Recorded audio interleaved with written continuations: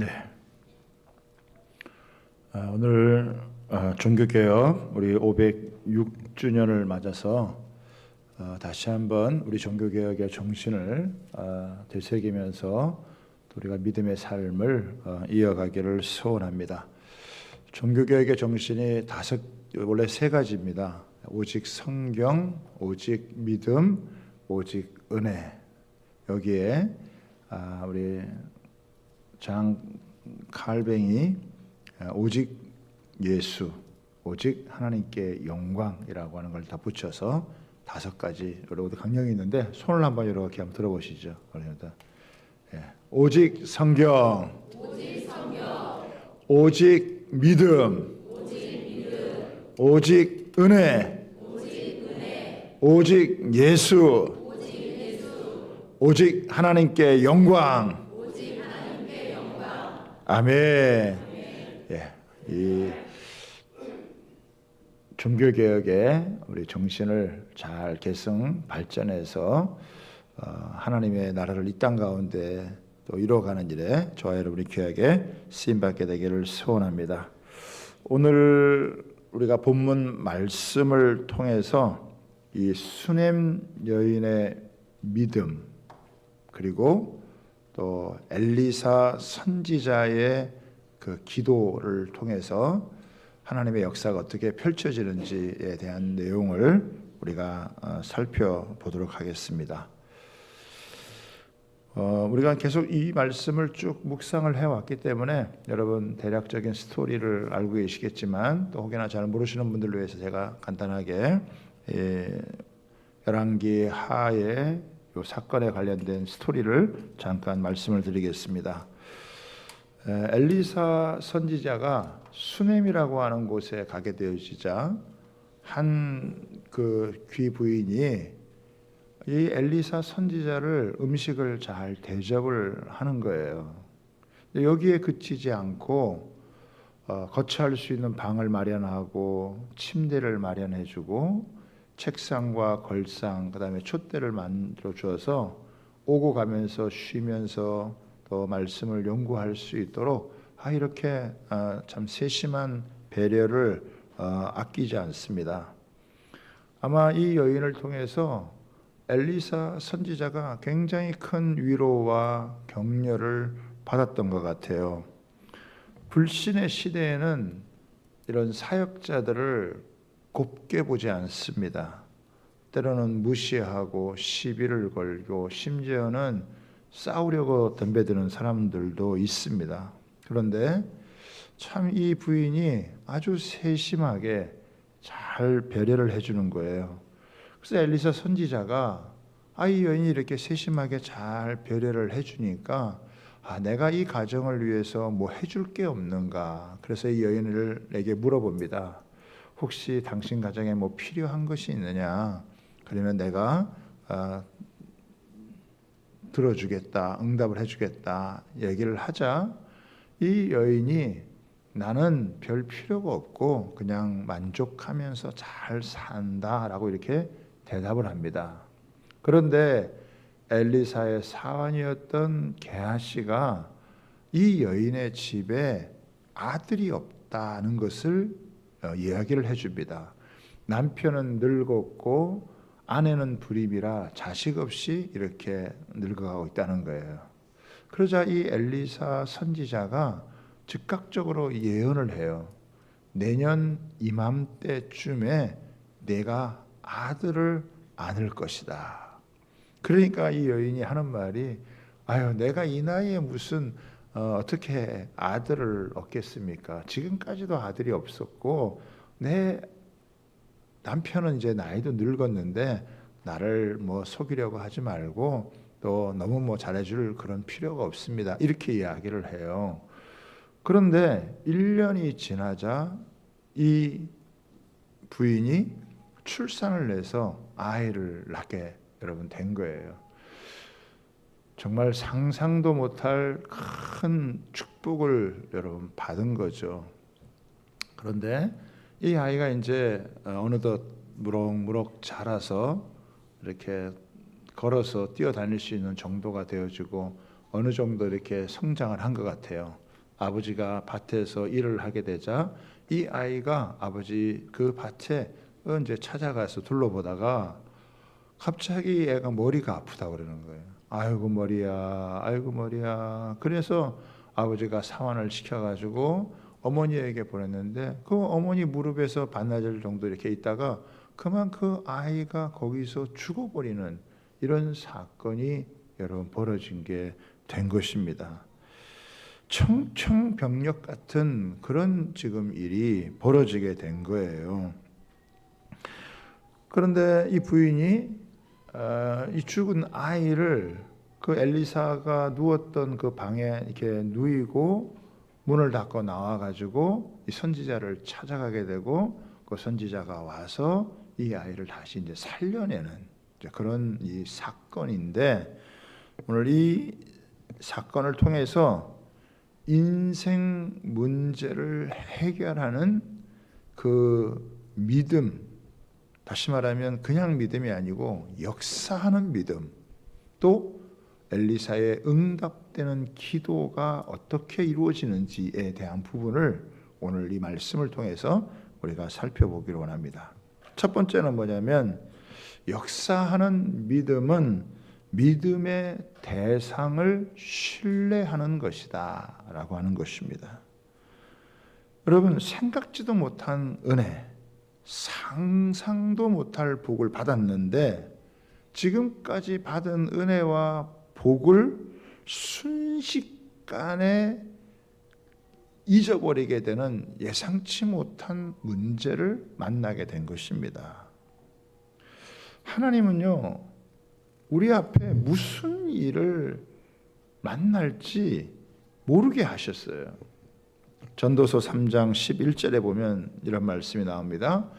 하나님이 모든 것을 지으시되 때를 따라 아름답게 하셨고 또 사람에게는 영혼을 사모하는 마음을 주셨느니라. 그러나 하나님이 하시는 일의 시종을 사람으로 측량할 수 없게 하셨도다. 사람이 하나님이 하시는 일을 측량 못하게 하셨다라고 하는 거예요. 또 전도서 7장 14절에 보면은 형통한 날에는 기뻐하고 곤고한 날에는 뒤돌아보아라. 이 두 가지를 하나님이 병행하게 하사 사람이 그 장래의 일을 능히 헤아려 알지 못하게 하셨느니라. 뭐 사람이 다 알면 좋을 것 같지만 그렇지 않다라고 하는 것입니다.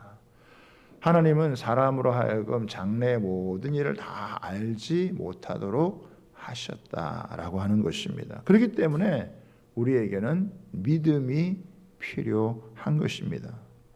아니 수넴 여인은 자기가 기대하지도 않았던 아이를 갖게 되어서 참 한동안 이 아이가 자라는 모습을 보면서 얼마나 기뻐하고 좋아하고 감사하고 감격했겠습니까? 그런데 그만 그 아이가 갑자기 머리가 아파가지고 죽는 이런 모습을 보게 되어졌을 때 얼마나 여러분 당황스러웠겠어요. 갑작스러운 병고 앞에서 탄식할 수밖에 없고 여러분 가슴을 치지 않을 수 없었겠죠. 여러분 보통 사람들이 이런 일을 당하면 막 소리를 치고 울고 불고 막 난리를 여러분 치지 않겠어요? 그런데 이상하게 이 수넴 여인은 평상시 이렇게 사람들이 행동하는 행동하고는 조금 달리 여러분 행동을 합니다. 21절을 한번 보시겠습니다. 21절에 보면 그의 어머니가 올라가서 아들을 하나님의 사람의 침상 위에 두고 문을 닫고 나온다. 아니 뭐 아이가 죽었으면 막 그거 붙들고 막 울 텐데 막 소리를 지를 텐데 지금 그렇게 하지를 않고 선지자가 누웠던 그 방의 침대에다가 아이를 이렇게 눕히고 문을 닫고 조용히 나오는 거예요. 상당히 뭔가 침착한 지금 이 행동을 지금 보여주고 있는 것이죠. 그러면서 남편을 불러다가 뭐라고 이야기를 하냐면은 사환 한 명과 나귀 한 마리를 내게 보내주어서 내가 하나님의 사람을 에게 갔다가 올 수 있게 해달라고 이렇게 요청을 합니다. 그러니까 남편에게도 아이가 죽었다라고 하는 이야기를 하지 않고 그 사환과 나귀 한 마리를 달라고 그렇게 이야기를 하는 것입니다. 그랬더니 이 남편이 하는 말이, 아니 오늘이 뭐 추하루도 아니고 안식일도 아닌데 뭐 아무 때나 가서 선지자를 만나는 게 아닌데 왜 가려고 하느냐 묻자 그 아내가 평안을 비나이다 이렇게 이야기해요. 평안을 빈다는 말은 뭐냐면 별일 아니다, 큰일 아니다 라고 이렇게 이야기를 하는 거예요. 지금 애가 죽었는데, 그것도 늙음하게 낳은 아이가 갑작스럽게 죽었는데 이게 뭐 별일이 아니겠어요? 그런데 이거를 별일 아닌 것으로 이야기 두고, 그리고 사환과 함께 이 나귀를 타고 그 엘리사가 있는 갈멜산으로 여러분 가게 되어집니다. 그 갈멜산으로 가게 되어지자 그 엘리사가 이렇게 보니까 이 수넴 여인이 나귀를 타고 급히 오는 모습을 보고 사환이었던 게하시를 여러분 보내죠. 그 게하시에게 보내면서 안부를 묻게 합니다. 너는 평안하냐? 또 네 남편은 평안하냐? 네 아이는 평안하냐? 그러니까 이 여인이 뭐 평안하다. 그리고 그냥 별 대꾸 없이 얘기하고 바로 엘리사 앞에 여러분 달려갑니다. 그리고 난 다음에 엘리사 앞에 가게 되어지자 엘리사의 발을 딱 끌어잡고 그러면서 여러분 통곡하면서 이야기를 하는 거죠. 갑작스럽게 여인이 찾아와 가지고 이 엘리사의 발을 끌어안으니까, 선지자의 발을 끌어안으니까 이 종이었던 게하시가 그녀를 이렇게 끌어내려고 하자 이 엘리사 선지자가 가만히 두어라, 뭔가 괴로워하는 것이 있는데 하나님께서 내게 알려주지 않으셨으니까 이 여인의 사정이 무엇인지 들어보자라고 이야기를 하는 것입니다. 그러자 이 부인이 입을 열어서 이제 말을 하는 거예요. 그게 28절의 내용입니다. 봅시다. 여인이 이르되 내가 내 주께 아들을 구하더이까 나를 속이지 말라고 내가 말하지 아니하더이까 이렇게 대답을 하는 거예요. 이 말은 무슨 말이냐면, 내가 언제 뭐 아들 달라고 했습니까? 내가 아들 달라고 요청하지도 않았는데 당신이 예언을 해서 하나님께서 내게 아들을 주셔서 너무 감사하고 좋은데, 아니 이 아들이 지금 이렇게 건강하게 자라다가 갑자기 이렇게 죽었다면 이게 도대체 무슨 일입니까? 네? 차라리 이거 아들을 안 낳는 게 더 좋을 뻔한 건데 이렇게 애가 죽고 안 낳는 게 차라리 좋을 뻔한 일을 왜 선지자가 이 일을 나에게 해주었습니까? 지금 어떻게 보면은 하소연하듯이 이야기를 여러분 하는 거예요. 그러나 이 여인에게 이 말은 그냥 하소연을 하는 게 아니라 우리 가정에 불가능할 것 같은 아이가 없었던 가정에 아이를 주셨다고 한다면 이 죽은 아들도 지금 당신이 살려낼 수 있지 않겠습니까? 라고 하는 그런 마음을 가지고 여러분 찾아오게 된 것입니다. 그러자 이 엘리사가 자기 사환 게하시를 시켜서 지팡이를 가져다가 아이의 몸에다가 올려놔라. 아마 이 지팡이는 그동안 하나님께서 이 엘리사에게 능력을 나타내는 통로가 됐던 것 같아요. 그래서 지팡이에 올려놓으면 살아날 거라고 생각했는데 뭐 게하시가 가서 이거를 올려놔도 아무 뭐 변화가 없고 아무 뭐 숨도 쉬지 않고 움직이지도 않게 돼요. 그래서 게하시가 이제 와서 이야기를 이제 아무 변화가 없습니다 이야기를 하게 되는 것이죠. 자, 이때 이 여인이 조금 생뚱맞은데 이 여인이 놀라운 고백을 하나 지금 하고 있는 것을 볼 수가 있습니다. 그게 30절이에요. 30절 말씀 한번 읽어보겠습니다. 시작. 아이의 어머니가 이르되 여호와께서 살아계심과 당신의 영혼이 살아계심을 두고 맹세하노니 내가 당신을 떠나지 아니하리이다. 여러분, 이 말은 가만히 들어보면 누가 했던 말이에요. 이 말을 누가 했던 말이냐? 엘리야를 따라다니던 엘리사 선지자가 했던 말이에요. 엘리야 선지자가 하나님께서 하늘로 그를 이렇게 올리고자 할 때 그때가 다가온 줄 알고 이제 이 엘리야 선지자가 길갈에서 베델로 또 베델에서 여리고로 요단으로 이렇게 옮겨가잖아요. 그때마다 이 엘리야 선지자는 엘리사에게 뭐라고 얘기합니까? 너 여기서 머물러라. 너 여기 있어라. 이렇게 이야기를 하죠. 그런데 엘리사 선지자는 나는 절대 여기에 머물지 않겠습니다. 나는 끝까지 당신을 따르겠습니다. 그러면서 열왕기하 2장에 보면은 2절, 4절, 6절에 여호와의 살아계심과 당신의 살아계심을 두고 맹세하노니 내가 당신을 떠나지 아니하겠나이다. 그러니까 뭐예요? 내가 끝까지 따라가겠습니다 라고 여러분 이 엘리사 선지자가 엘리야에게 이거를 고백하는 내용인데, 아니 이 말을 그대로 지금 이 여인이 따라하는 거예요. 여호와의 살아계심과 또 당신의 영혼이 살아계심을 두고 맹세, 내가 당신 떠나지 않겠다. 엘리사 선지자가 엘리야 떠나지 않고 끝까지 따라가서 갑절의 성령의 역사를 경험했던 것처럼 나도 당신 떠나지 않겠다라고 하는 거예요. 제가 추측을 해보니까 이런 것 같아요. 이 엘리사 선지자가 수넴 여인의 집에 있을 때 여러 말씀을 전하고 간증을 하지 않았겠어요? 아니 선지자가 자기 집에 와서 머무는데 뭐 그냥 아무 얘기 밥만 먹었겠습니까? 뭐 둘러앉아서 얘기하다 보면 내가 어떻게 엘리야 선지자를 따라왔고 또 내가 어떻게 성령의 능력을 받게 되었는지 그거를 여러분 자초지종을 이제 이야기를 하고 그거를 이제 들었겠죠. 이 엘리사에게 들었던 그 말씀을 지금 자신의 삶에 그대로 적용을 하는 거예요.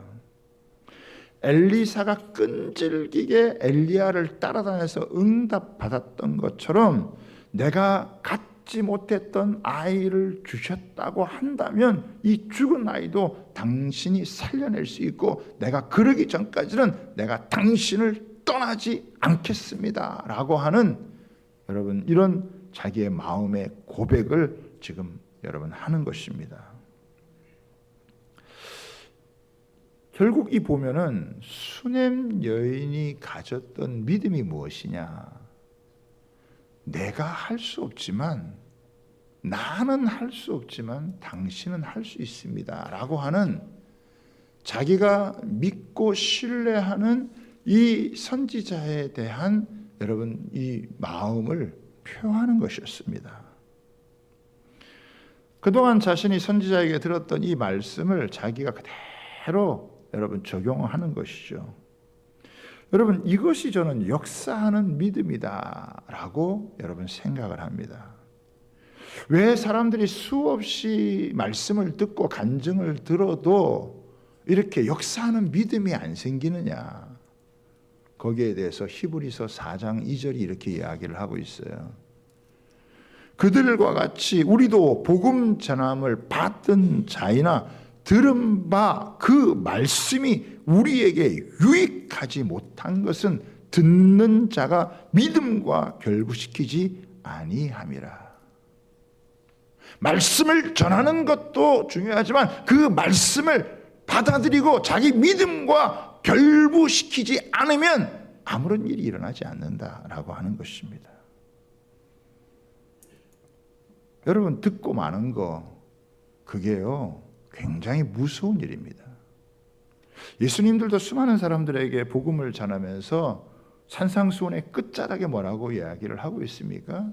말씀을 듣고 마는 것은 모래 위에 집을 짓는 것과 같아서 바람이 불고 비가 내리고 창수가 치면 다 무너진다. 그러나 그 말씀을 듣고 실천을 하면 반석 위에 집을 짓는 것과 같다라고 하는 거예요. 지금 이 수냄 여인이 뭘 하고 있느냐? 자기가 들었던 말씀, 자기가 간증으로 들었던 이 말씀을 자기가 지금 자식이 죽은 이 위기 상황 앞에서 이것을 적용하는 거예요. 이 엘리사 선지자를 통해서 아이를 주시는 하나님의 응답이 왔으니까 이 아이가 죽어서 이것을 살려낼 수 있는 것도 지금 엘리사 선지자가 할 수 있다고 생각하기 때문에 그에게 요청을 하는 거예요.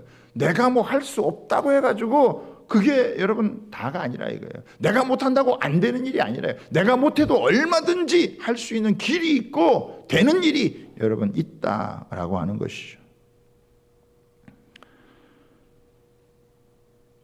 자신의 사정을 다 알 수 있는 이 선지자에 대한 여러분 신뢰입니다. 그러니까 참 어떻게 보면 이 수냄 여인은 굉장히 지혜로운 거죠. 다른데 힘쓰지 않고 다른데 에너지 쓰지 않고 심지어는 뭐 자기 남편에게도 이야기하지 않고 이 뭐 남편이 좀 현찮은 사람인지 뭐 그건 잘 모르겠지만은 하여간 이 수냄 여인은 다른데 지금 뭐 에너지를 쓰고 뭐 왈가왈부 해가지고 될 일이 아니다고 생각하고 이 일을 해결해 줄 수 있는 것이 엘리사 선지자라고 거기에 가서 이렇게 매달려서 이야기를 하는 것입니다. 어떤 면에서는 참 침착하면서도 집요한 그런 그 요청을 하고 있는 거죠. 사랑하는 여러분, 겨울이 돼서 우리 소양강에 얼음이 이렇게 살짝 얼었다고 생각해 보세요. 야, 내가 저기를 건너가면은 저게 얼음이 깨질까 안 깨질까? 저거 살얼음판인데. 여러분, 그런 것은요, 우리 믿음은 그런 걸 가지고 해결할 수 있는 게 아니에요. 여러분, 내가 아무리 믿음이 세도 살얼음판이면은 가다가 얼음이 깨지면 빠지는 거죠. 그런데 한 1m 정도 이렇게 얼음이 다 얼었다고 생각해 보세요. 내가 믿음이 약해도 그냥 건너갈 수 있는 거예요. 내 믿음이 중요한 것이 아니라 내가 믿는 그 믿음의 대상이 어떠한가라고 하는 것이 여러분 그게 더 중요한 거예요. 역사하는 믿음은 뭐냐? 믿을 만한 분을 믿는 거예요. 하나님이 누구시냐? 우리가 믿을 만한 분이다라고 하는 거예요. 예수님이 누구시냐? 믿을 만한 분이다라고 하는 거예요. 우리의 죄를 위해서 대신 죽으시고 살아나셔서 생명의 주가 되신 그분, 우리가 믿을 만한 분이기 때문에 내 믿음이 약해도 그분이 여러분 확실하게 믿을 만한 분이라는 것이죠. 거기에 대해서 우리가 믿음을 갖고 하는 거예요. 내가 무슨 세게 믿느냐, 내가 무슨 약하게 믿느냐, 그게 중요한 게 아니라 진짜 그 나의 믿음의 대상인 주님이, 하나님이 믿을 만한 분인가, 신뢰할 만한 분인가, 이게 여러분 훨씬 더 중요한 문제다라고 하는 거예요. 우리 이번에 지난 주간에 우리 송솔나무 집사님 와가지고 연주하면서 간증하면서 저는 참 뭐 다 좋았지만 그 중에 그 한마디 멘트가 제게는 굉장히 이 요즘 사람 얘기로, 요즘 청년들 얘기로 뼈 때리는 얘기가 있었어요. 우리가 위대할 필요가 없다. 왜? 우리가 믿는 하나님이 위대하시기 때문이다. 할렐루야. 내가 위대할 필요가 없다는 거예요. 왜? 내가 믿는 하나님이 위대한 분이시니까, 하나님이, 우리가 믿는 하나님이 강하신 분이시니까 내가 뭐 위대할 필요도, 내가 강할 필요도 그럴 필요가 없다는 거예요. 이게 얼마나 놀라운 거예요.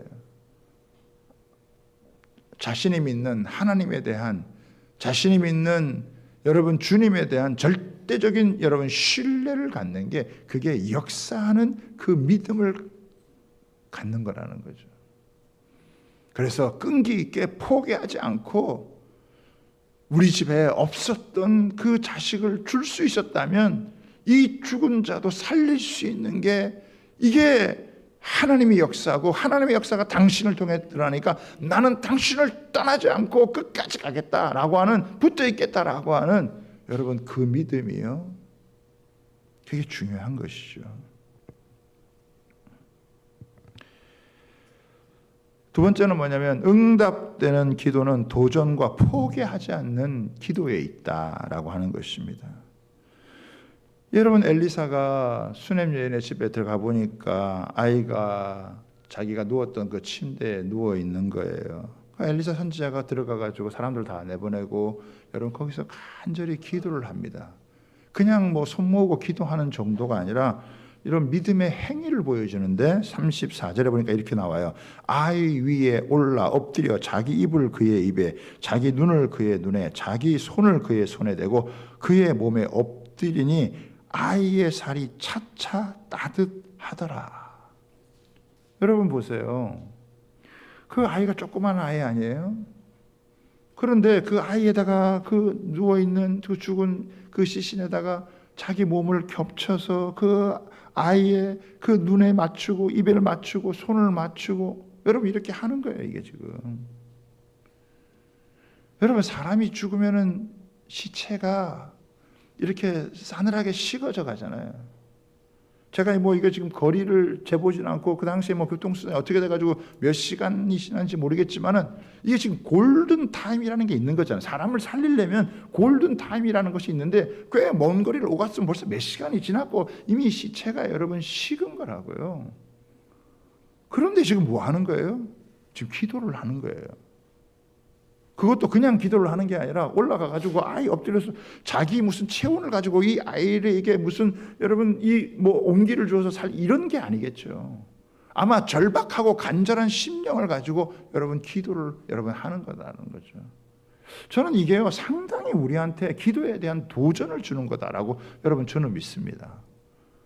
여러분, 죽은 시체를 놓고 살아나도록 기도하는 게 쉬운가요, 어려운가요? 여러분, 이 정도 되면 이거는 기도할 것도 없어. 이거 포기해야지. 이거 죽었으니까 끝이야. 안 돼. 이건 안 되는 거야. 아마 마음으로 접어버렸을지 않을까요? 아마 대부분의 많은 사람들이 여러분 이 정도 되면요 포기합니다. 그냥 이건 안 되는 거야. 이건 안 되는 걸 뭘 괜히 기도해가지고 애쓸 그럴 필요가 없어.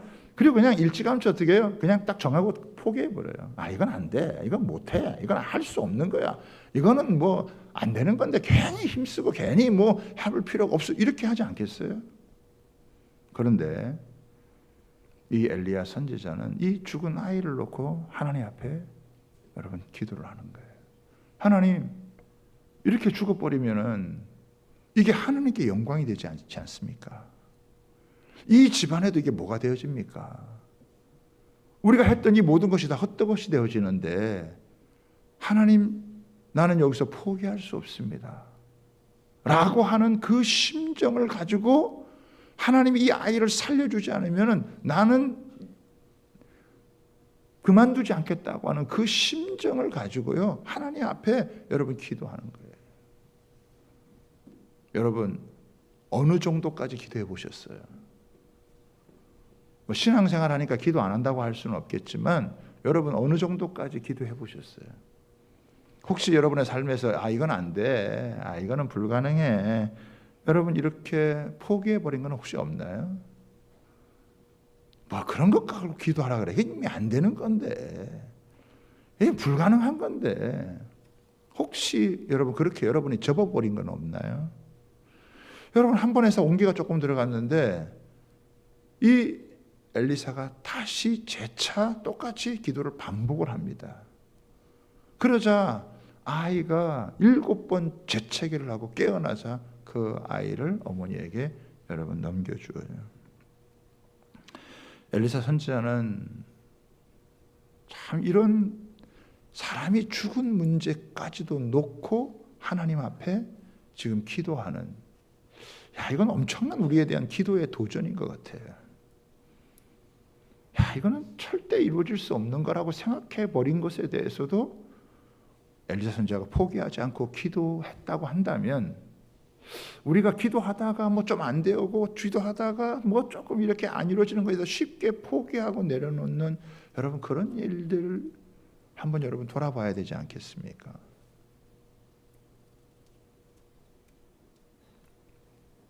이런 글이 있어요. 나의 자녀야, 내게 계획한 모든 일들을 과감하게 추진하거라.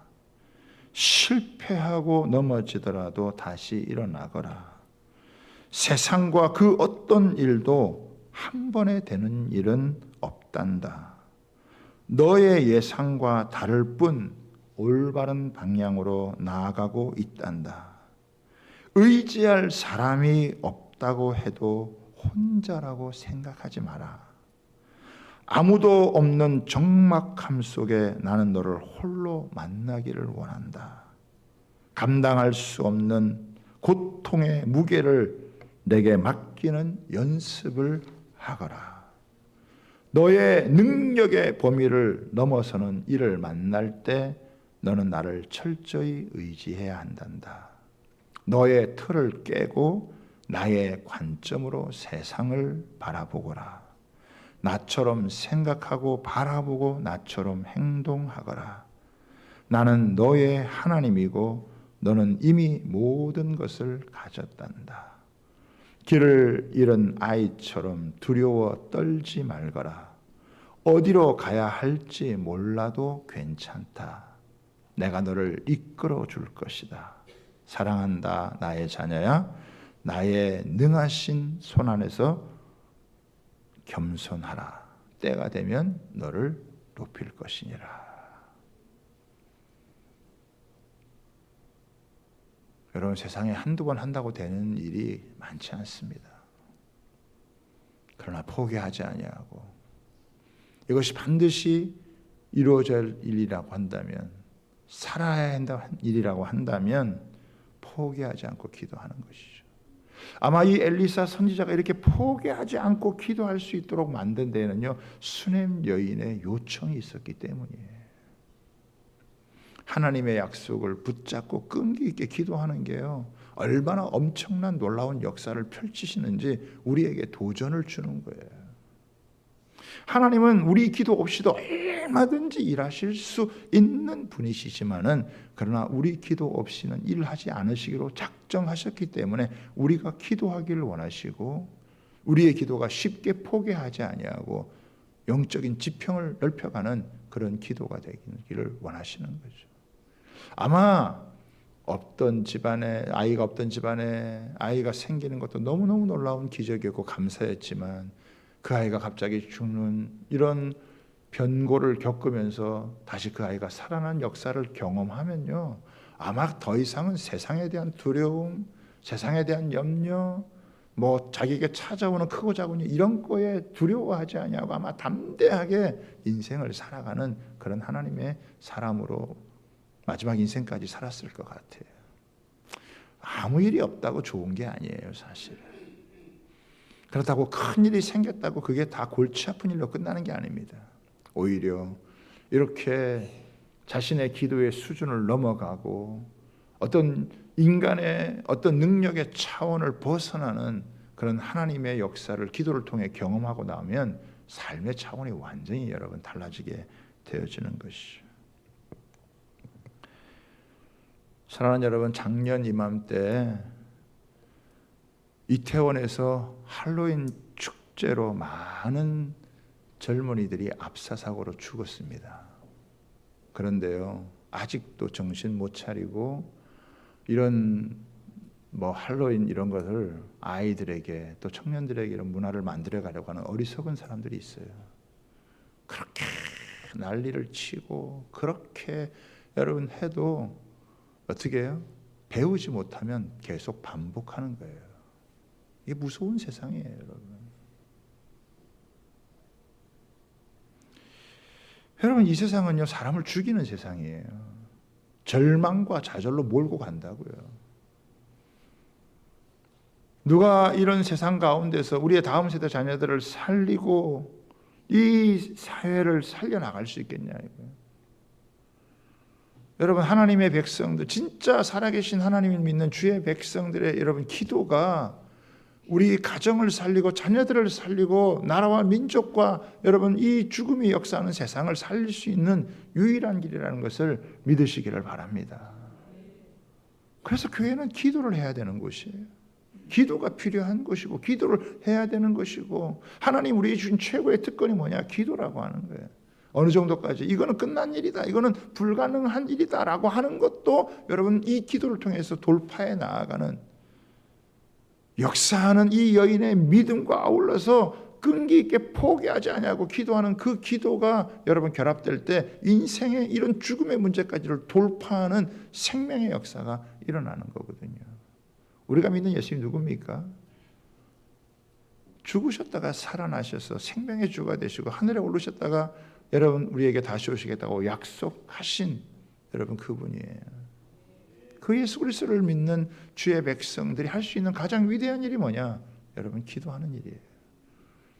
믿음을 갖고 포기하지 아니하고 낙심하지 아니하고 이건 끝났다 안 된다라고 하는 이렇게 쉽게 접어두지 아니하고 하나님 앞에서 이루어 달라고 기도하면서 여러분 나아가는, 오늘날 하나님께서 이런 기도를 밥 먹을 때 그냥 조금 하는 그런, 여러분 그런 기도 말고, 그냥 좀 하다가 여러분 많은 그런 기도 말고,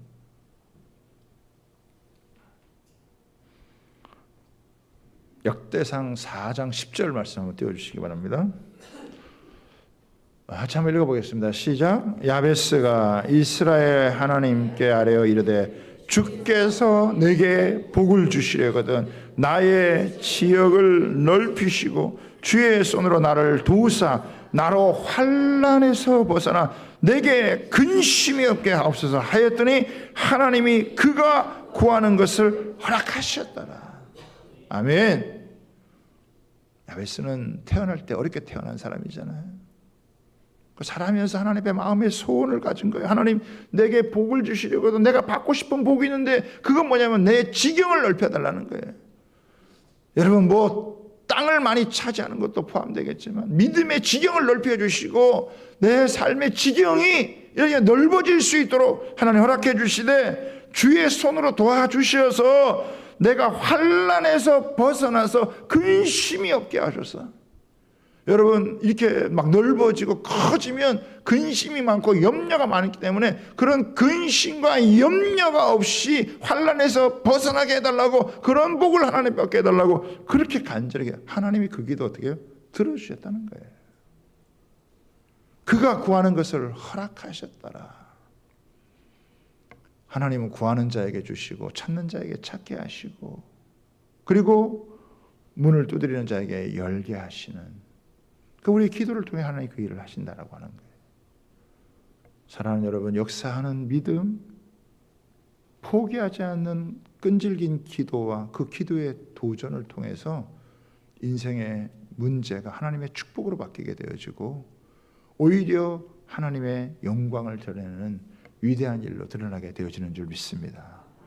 가을입니다, 여러분. 기도하기 좋은 계절이고요.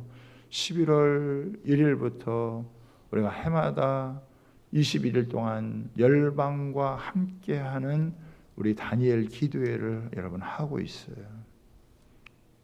여러분 그 어떤 것보다도요 기도를 결단하는 것만큼 중요한 일이 여러분 없습니다.